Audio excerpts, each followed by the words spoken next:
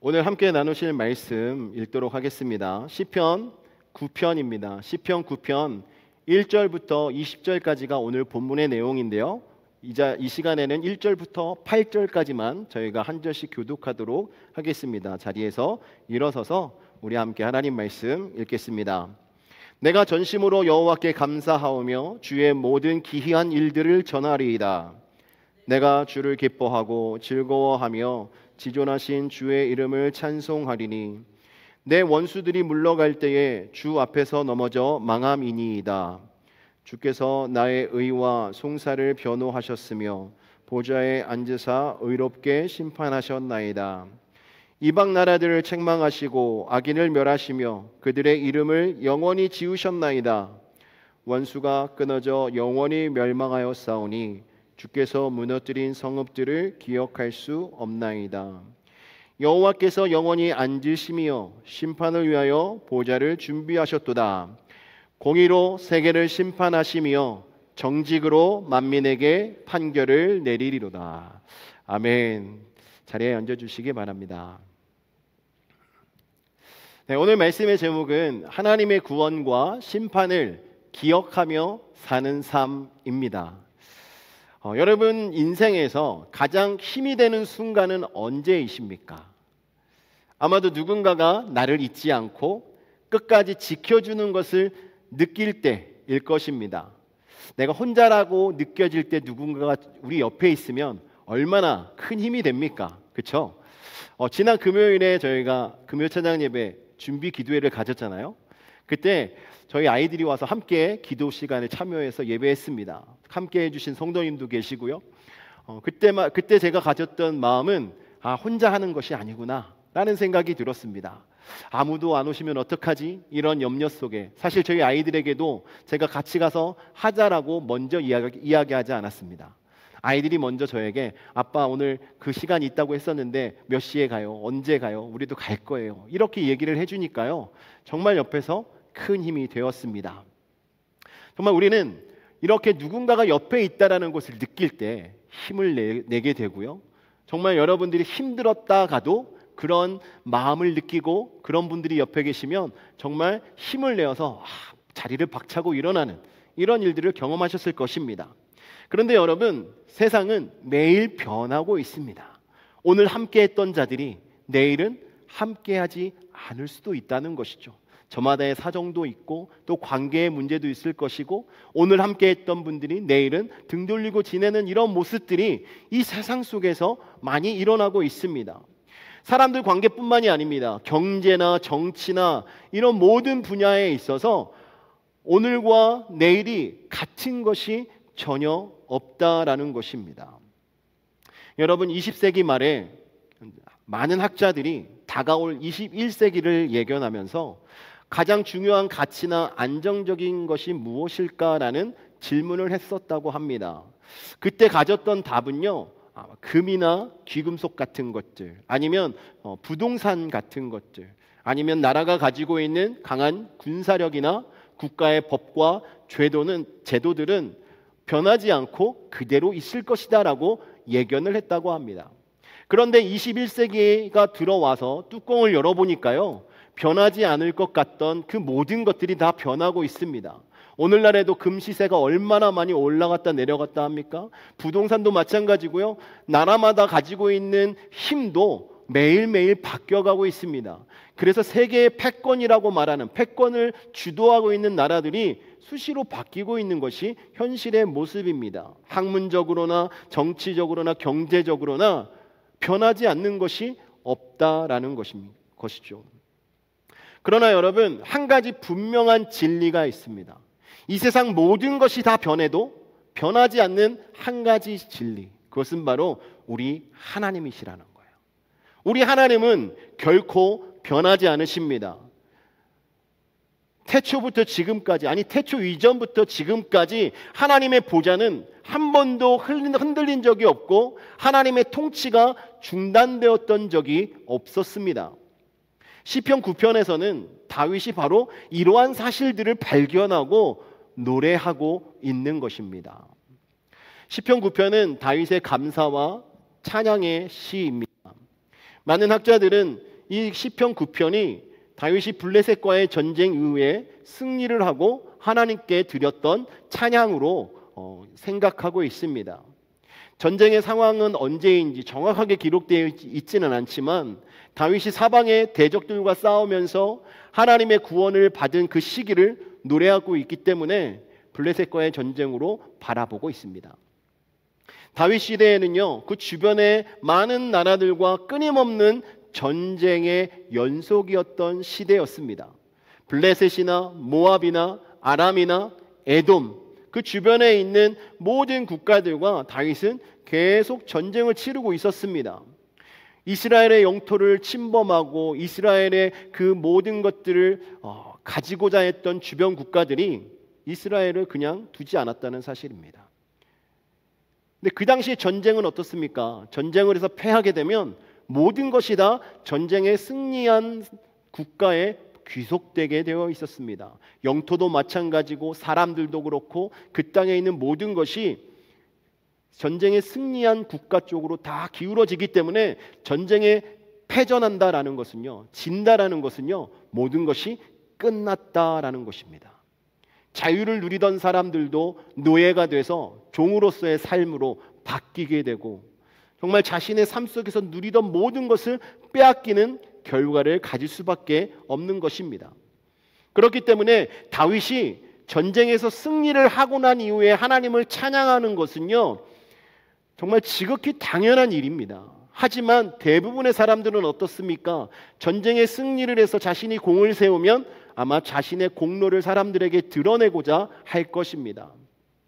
하지만 다윗은 그렇게 하지 않았습니다. 인간적으로 보았을 땐 다윗의 공로로 보일 수 있겠지만 다윗은 그것을 자신의 공로를 돌리지 않고 하나님께서 자신과 함께 하심으로 주신 승리라고 고백하고 있는 것입니다. 그리고 히브리 성경에서 이 시편 9편과 시편은요, 원래 하나의 시로 여겨져 있습니다. 근데 이게 두 개로 나눠져 있는데 이 두 개의 시편은요, 알파벳 순서로 시작하는 아크로스틱 형태의 시입니다. 쉽게 말하면 저희들이 가끔 하는 삼행시 같은 거 있죠. 그래서 글자의 첫 글자를 따고 그래서 그 시를 쓰는 것처럼 히브리어 알파벳을 순서대로 배열하고 그 알파벳으로 시를 썼던 것입니다. 대표적으로 시편 119편 같은 것이 그렇습니다. 그래서 알파벳 숫자만큼 끊으시면 그 시편의 내용이 하나의 시로 이렇게 나눠져 분류되어 있음을 볼 수 있습니다. 그래서 이 시편 9편은요, 그러한 형식으로 지어져 있고 하나님의 공의로운 심판과 구원을 주로 찬양하고 있습니다. 그리고 시편은 악인들이 활개치는 현실 속에서 하나님의 구원을 간구하는 내용이 담겨져 있습니다. 그래서 시편 9편은 승리의 찬양이다라고 보고 있고요. 시편 10편은 승리 이후의 현실 속에서 드리는 기도라고 바라보고 있습니다. 그래서 오늘은 저희들이 시편 9편 말씀을 통해서 은혜를 나누려고 하는데요. 이것은 단순히 전쟁의 결과를 기록한 것이 아니라 하나님의 공의와 주권 가운데 역사 속에서 하나님이 어떻게 드러나시는가를 보여주는 찬양의 결과입니다. 다윗이 승리한 것은 결코 우연이 아니었고 결코 그것은 다윗 혼자만의 능력이 아니었습니다. 다윗의 승리는, 이스라엘의 승리는 하나님이 함께 하심이었고 하나님의 역사하심이었다라고 다윗은 고백하고 선포하는 것입니다. 그래서 1절에서 다윗은요, 전심으로 여호와께 감사한다라고 고백하고 있는 것입니다. 하나님께서 행하신 일을 생각해 볼 때 너무나도 감사합니다라고 말하고 있는 것입니다. 저와 여러분들도 다윗과 같은 상황 속에서 인생을 살아가고 있을 줄 믿습니다. 그런 상황 속에서 저희들이 무언가를 하고 어떤 결과를 맞이할 때 여러분들이 가져야 될 태도가 어떠한 태도인지를, 어떤 태도를 가져야 하는지를 다윗을 통해서 배우는 시간이 되기를 주님의 이름으로 축원합니다. 오늘 말씀을 통해서 하나님의 구원과 심판을 기억하는 삶에 대해서 세 가지로 나눠서 말씀을 드리려고 합니다. 첫 번째는 하나님의 행하심을 기억하며 감사하는 삶을 살아야 합니다. 1절 말씀을 보겠습니다. 내가 전심으로 여호와께 감사하오며 주의 모든 기이한 일들을 전하리이다 라고 말하고 있습니다. 여기서 전심으로 라고 말하고 있는데요. 히브리어의 의미로 보면 마음의 일부가 아니라 온 마음과 의지, 감정, 생각, 모든 것을 함께 다 드린다는 의미를 가지고 있습니다. 그래서 히브리 문화에서 이 마음은요, 단순한 감정이 아니라 인격 전체의 중심을 뜻하는 단어였습니다.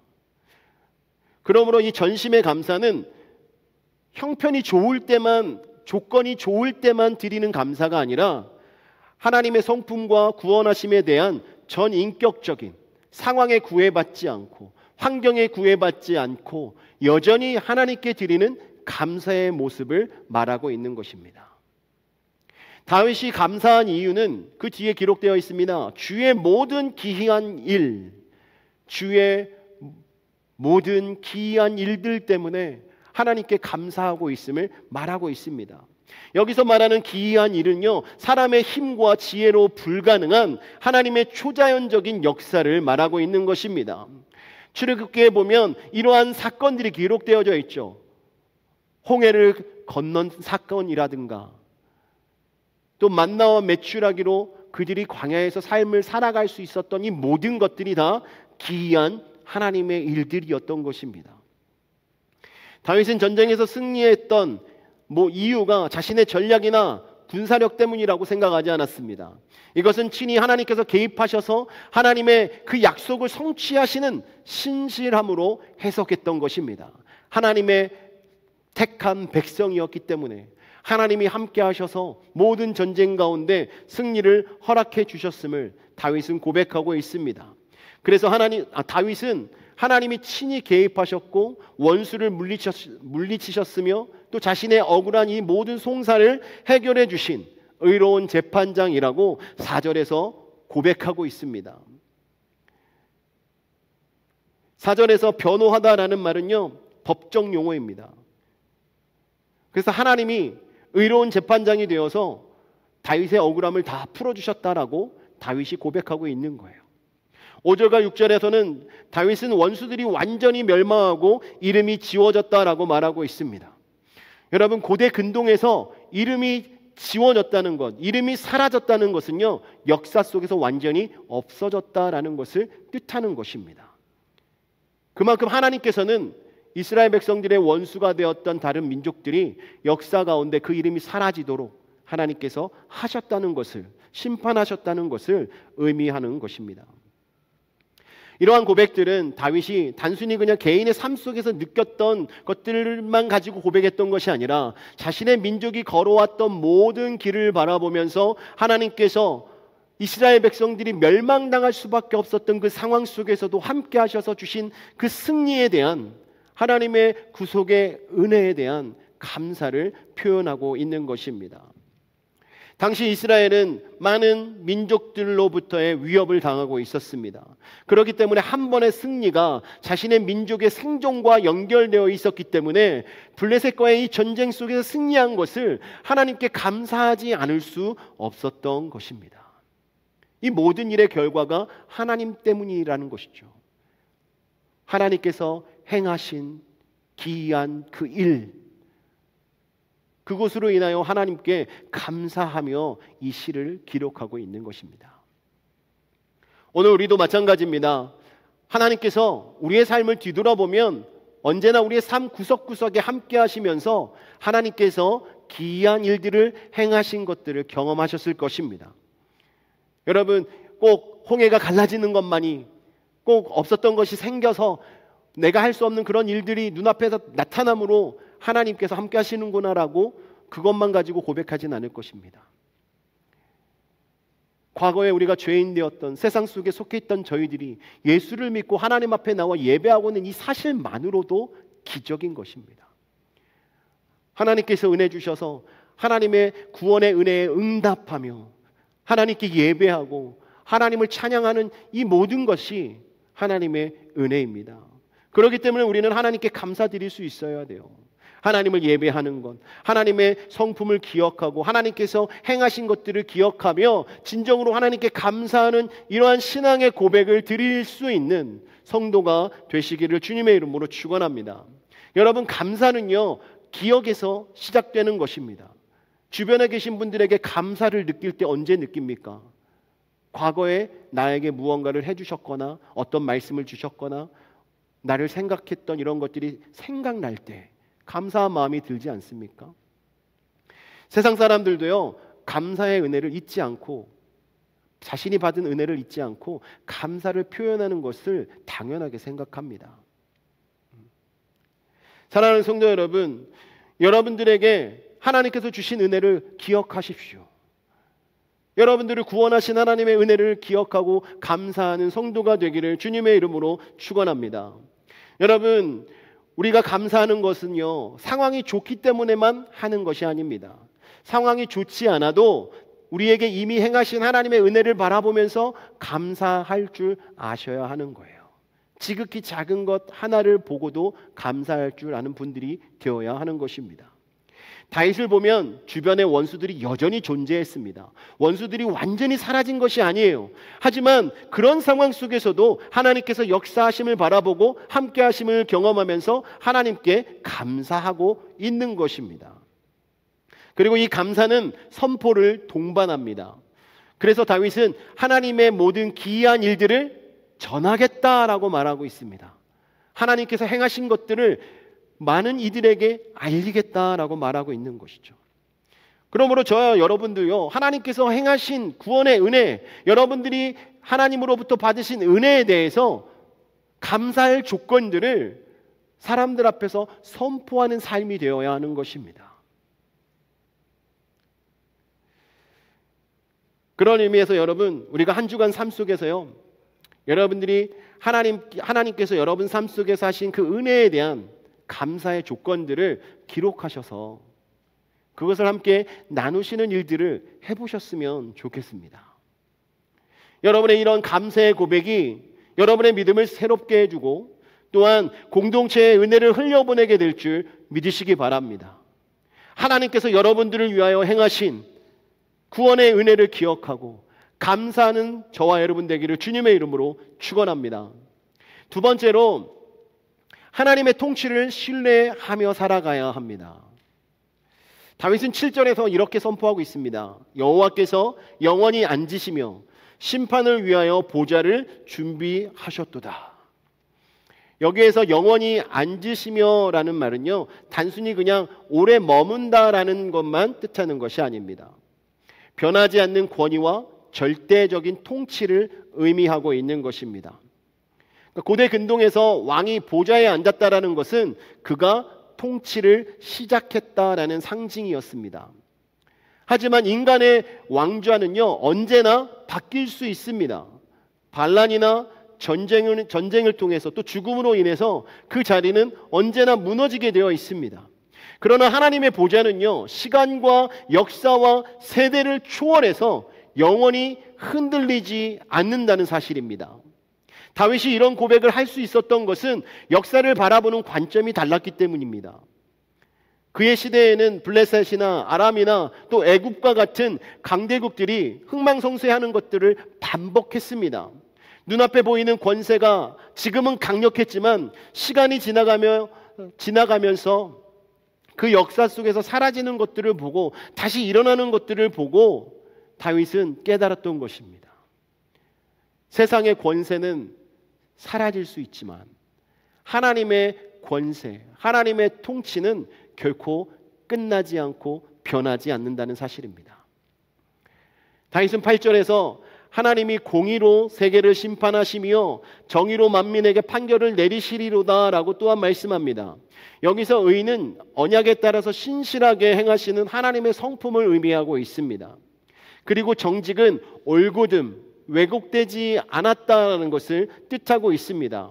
그러니까 하나님의 심판은 그냥 감정적으로 변덕스럽게 갑자기 이루어지는 것이 아니라 하나님은 하나님의 말씀에 근거해서 공의로 모든 일을 공정하게 판단하시는 분이라는 것을 다윗은 말하고 있는 것입니다. 그렇기 때문에 하나님의 백성이라 할지라도 하나님 앞에 죄를 범하면 그 죄에 대한 심판을 피할 수 없는 것입니다. 9절에서 다윗은 하나님을 억압을 당하는 자의 요새라고 표현하고 있습니다. 요새는 높은 곳에 세워져서 적이 접근할 수 없는 정말 안전을 보장할 수 있는 이런 곳을 요새라고 말합니다. 그래서 높은 바위나 견고한 성 이런 것을 요새라고 말했는데요. 다윗이 살아가던 그 시대만 해도 요새가 참 중요했습니다. 예루살렘에 사람들이 모여서 살았던 이유가 예루살렘 주변에 흐르는 강이 있고 예루살렘에 들어가는 그 길이 한 곳이었기 때문에 거기를 들어가기 위해서는 성문을 반드시 통과해야 됐습니다. 이렇게 안전한 요새, 하나님을 요새로 표현한 것은요, 정말 하나님이 진정한 안전을 저에게 주시는 분이라는 것을 말하고 있는 것입니다. 누구보다도 요새의 중요성을 잘 알고 있는 사람이 다윗 아니겠습니까? 전쟁의 잔뼈가 굵었고 어떻게 요새를 공략해야 되는지도 알고 또 요새 안에 있을 때 어떻게 방어해야 되는지도 알고 많은 전쟁을 통해서 그 요새가 얼마나 중요한지를 잘 알고 있는 사람이었습니다. 그런데 하나님을 억압을 당하는 자의 요새다라고 표현하고 있는 것은요, 힘들고 어렵고 정말 불완전한 가운데 살아가는 모든 사람들이 피해야 할 곳이 바로 우리 하나님이시다라고 고백하고 있는 것입니다. 왜 이런 고백을 하고 있는 것이겠습니까? 하나님의 통치는 영원하시기 때문에 그런 거예요. 하나님의 통치 가운데 있는 자가 진정한 안전함을 누리는 자이고 하나님의 통치함 속에 거하는 자가 하나님의 은혜 가운데서 기쁨으로 삶을 살아갈 수 있게 되는 것이기 때문에 그렇습니다. 10절 말씀에 보면 주의 이름을 아는 자는 주를 의지하오리니 라고 다윗이 고백합니다. 여기서 하나님을 아는 것, 안다라고 말하는 것은요, 그냥 하나님의 존재를 아는, 지식적으로만 아는 것을 말하는 것이 아니라 그분을 믿고 삶의 현장 속에서 하나님과 친밀한 관계를 유지하고 살아가는 자들을 말하는 것입니다. 이렇게 하나님을 바르게 알고 하나님과의 인격적인 관계를 맺고 살아가는 자들은요, 하나님을 결코 떠나지 않습니다. 하나님을 의지합니다. 하나님만을 의지합니다. 왜 그렇겠습니까? 하나님이 어떤 분인가를 알기 때문에, 하나님 외에 다른 길이 없기 때문에, 하나님 외에 다른 통치가 없기 때문에 하나님을 의지하는 것입니다. 여러분들이 살아가는 삶 속에 조금 억울한 일이 생기고 불의한 일을 만난다 하더라도요, 고난 가운데 거하고 있다 할지라도요, 여러분들이 하나님을 바르게 아시는 분들이라면 하나님을 의지하며 살아가고 있을 것입니다. 여러분, 우리가 의지해야 될 분은 하나님 한 분밖에 없어요. 다윗은 하나님의 영원한 통치를 확신했기 때문에 불안과 두려움이 가득한 자신의 삶 속에서도 흔들리지 않고 하나님만 바라보고 하나님 앞에 무릎 꿇으며 살아갈 수 있었던 것입니다. 여러분, 눈앞에 보이는 것이 영원하지 않습니다. 지금 여러분들이 소유하고 있는 것들, 여러분들이 누리고 있는 것들, 이것도 또한 영원하지 않습니다. 영원한 것은 우리 하나님 한 분밖에 계시지 않다는 것을 믿으시기 바랍니다.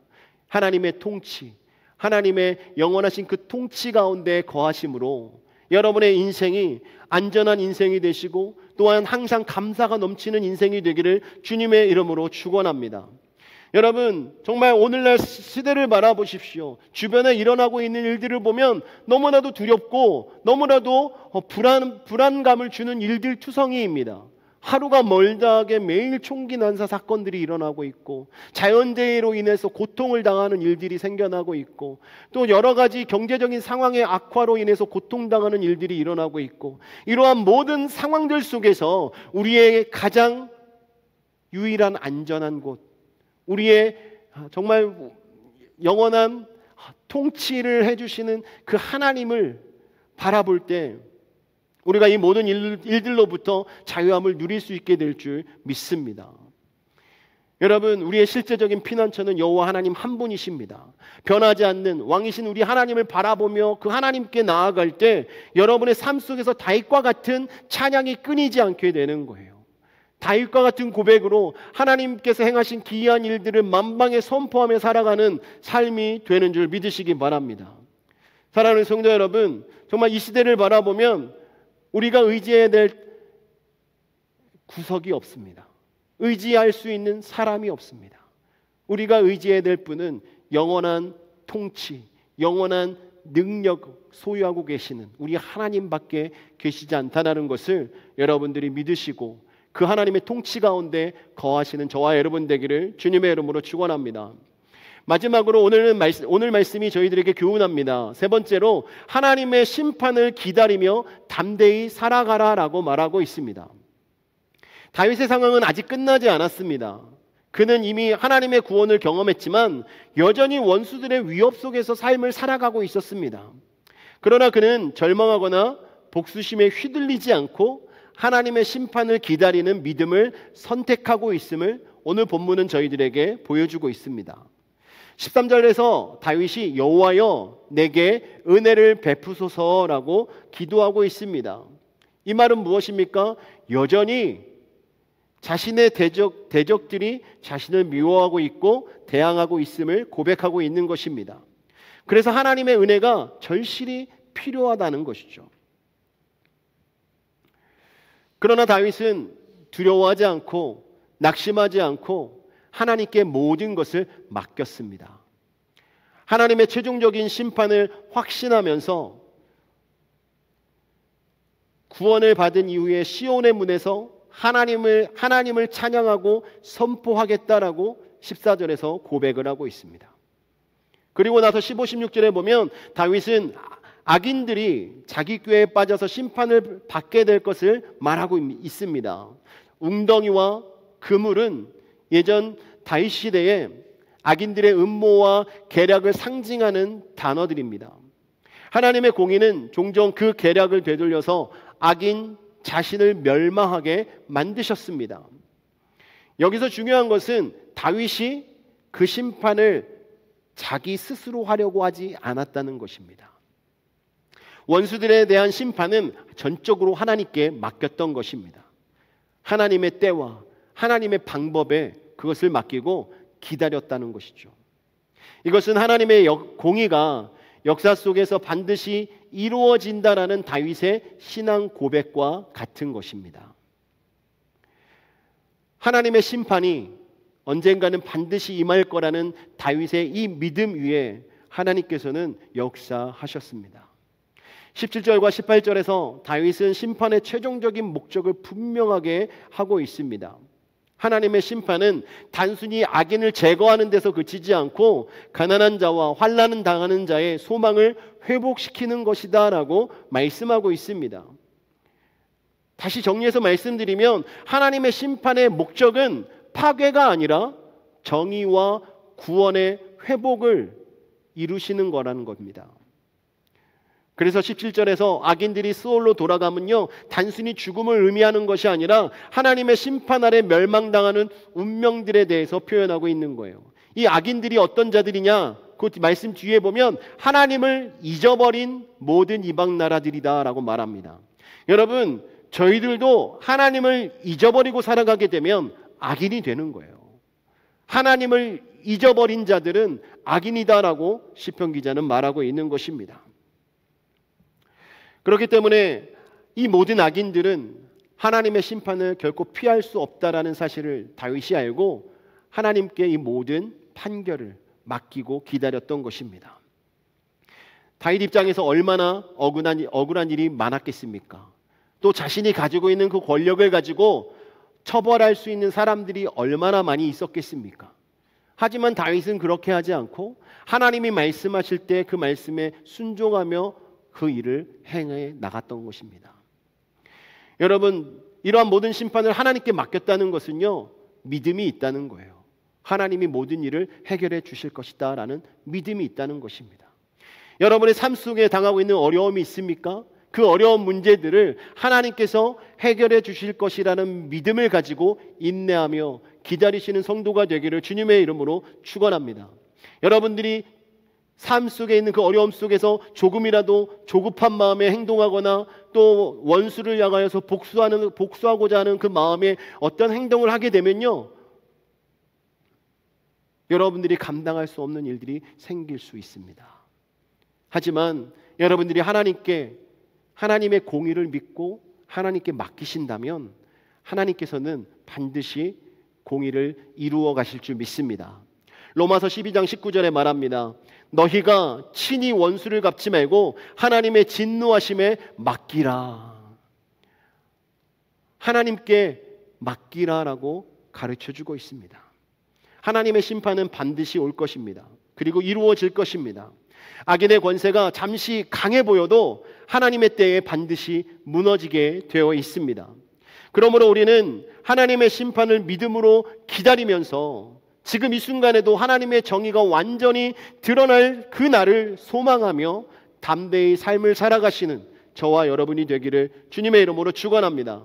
여러분, 기다리는 것은요, 수동적인 태도가 아닙니다. 기다리는 것은 담대한 믿음의 표현인 것입니다. 하나님을 신뢰하며 예배하는 적극적인 삶이 되는 것입니다. 그러므로 저와 여러분이 하나님 앞에서 인내하며 기다리는 성도의 삶이 되기를 주님의 이름으로 축원합니다. 여러분들이 억울하고 불편하고 정말 여러분들이 무언가를 결정짓고 여러분들이 움직이고 싶더라도 가장 우선적으로 하나님 앞에 내려놓고 하나님께 음성을 구하시기 바랍니다. 하나님이 저희들에게 말씀하시는 대로 가르쳐 주시는 대로 순종하며 기다리며 그 길을 따라간다면 하나님께서는 저희의 삶 속에서 하나님의 일을 이루어 가실 줄 믿습니다. 사랑하는 성도 여러분, 오늘 이 시편 9편 말씀을 통해서 세 가지를 말씀드렸습니다. 첫 번째, 하나님의 행하심을 기억하면서 전심으로 감사하는 삶을 살아가시는 성도가 되기를 주님의 이름으로 축원합니다.